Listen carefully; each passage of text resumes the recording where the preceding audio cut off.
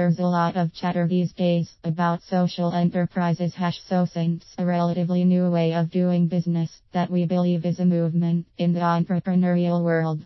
It seems millennials in general are the driving force behind the trend that's resonating with all generations and revolutionizing the way people do business.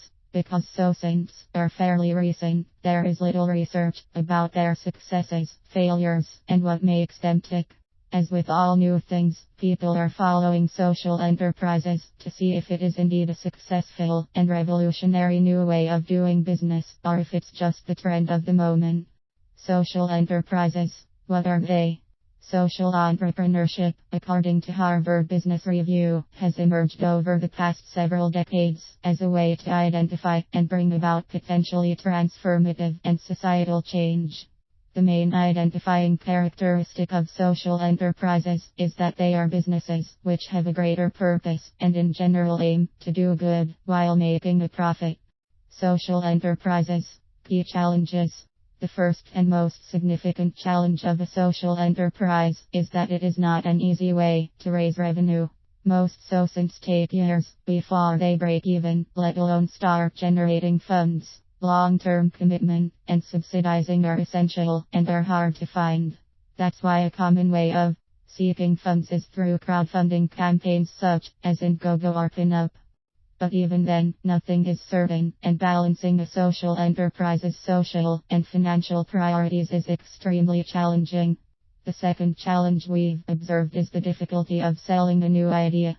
In most cases, the idea has not been proven to be successful yet, and is therefore not free of risk, even though it may hold great potential.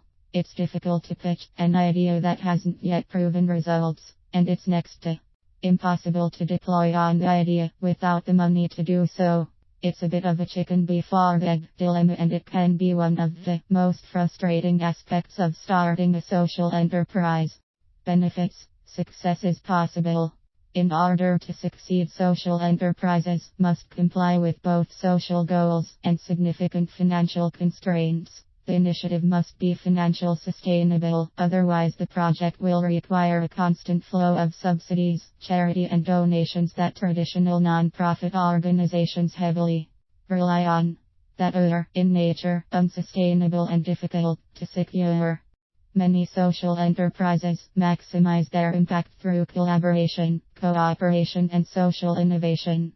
They tackle traditional business problems in a different way. And scale of business doesn't necessarily equal scale of impact. One common practice among social entrepreneurs is to share ideas with peers. For us, building relationships and networks to maximize impact has been essential. Rather than worrying about competitors, we've taken on the strategy of sharing information and connecting with our peers in the effort to gain insight, industry best practices, and future contacts. We recommend brainstorming with experts and contributors to help find solutions to common industry problems. Simply put, the more people are inspired and join your movement, the more likely others will take notice and in turn make resources available. Much work is yet to be done to discover all of the benefits of running socially responsible and economically sustainable organizations.